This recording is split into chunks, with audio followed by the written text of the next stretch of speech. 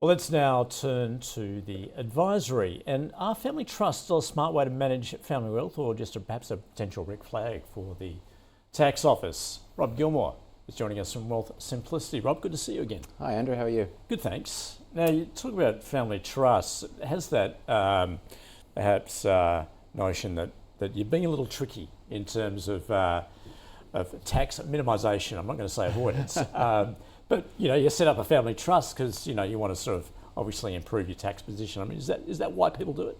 It's certainly one of the questions that people have when they come and see us. So should we have a family trust? And they do think about the idea in terms of not wanting to pay anything more to the taxman than they need to, and potentially leveraging other structures like family trusts in order to minimise their tax. And that might be because they've read about it or they know other people that have it, and then they automatically think, well, perhaps this is something that they should be thinking about in terms of their overall wealth planning. So it is a question that does come up quite often. All right, so what are the benefits then, particularly from a tax point of view?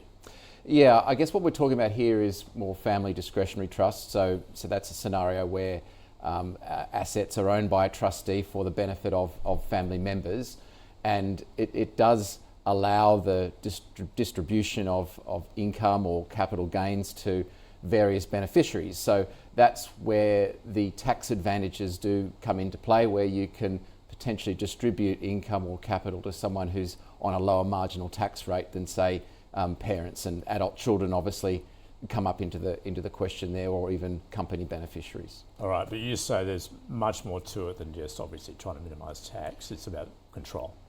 Look, it is, and there are. I think what you need to do when contemplating a family trust is really trying to think about your reasons for it. And tax is front and centre of a lot of people's minds, but there are other benefits and very valid reasons for setting these up. Around asset protection is an obvious one, to separate assets from potential legal issues or family issues.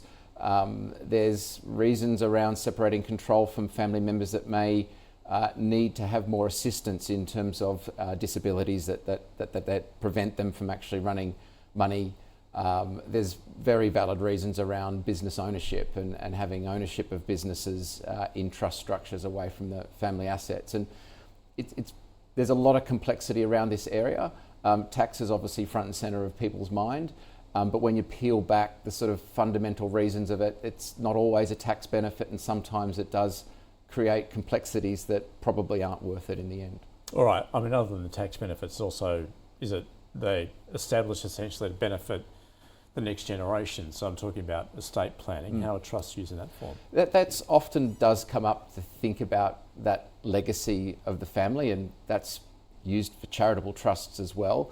But in terms of family assets, one needs to think about, well, what are the implications of having a family trust and tying your children to working together and running the assets in a family trust, as opposed to something that might be set up in an estate planning situation like a testamentary trust, which actually does have more benefits than a simple family trust, on the basis of additional asset protection benefits and some tax benefits through the testamentary trust system, as opposed to a normal family discretionary trust. So thinking about the big picture, perhaps a family trust now is really not the answer. You can keep things simple now, but then thinking about the testamentary trust scenario might be the more appropriate path. Now, Rob, at the top there, I mentioned that potential red flag for the tax office. So are they taking a greater look, closer scrutiny at these trusts? Yeah, absolutely, Andrew. It's not as easy as people have operated trusts in the past. The laws have always been there, but the ATO has recently put more scrutiny on trusts. And look, it started when trustees started to have to document their distribution strategies by 30 June. More recently, the ATO has issued guidance around Section 100A in the Income Tax Act. Has been around since 1979, but the ATO has come out and said, actually, we are going to now look at enforcing provisions where distributions are made to beneficiaries purely for tax reasons. And the benefit of those distributions, well, they're not going to the beneficiaries, they're actually going back into the trust, or they're going to other family members. And that's really where you need to be careful about setting up these structures just to contrive a tax benefit. And the ATO is now looking at the basis of these distributions and wanting to see these distributions actually being paid out to beneficiaries. And when you put these sort of black and white rules around distributions, you do have to tread very carefully, and it's not as black and white as what it used to be. So, Rob, overall, you say, look, there's obviously a good reason why you'd set up a family trust, but you're saying that the days of casual income streaming are over. What do you mean by that? Yeah, just that. So the ATO is vigilant. If you're just trying to pick a low tax beneficiary and stream and actually not even pay that out and keep the money inside the trust for investment purposes, those days are really gone. That will be a red flag to the ATO.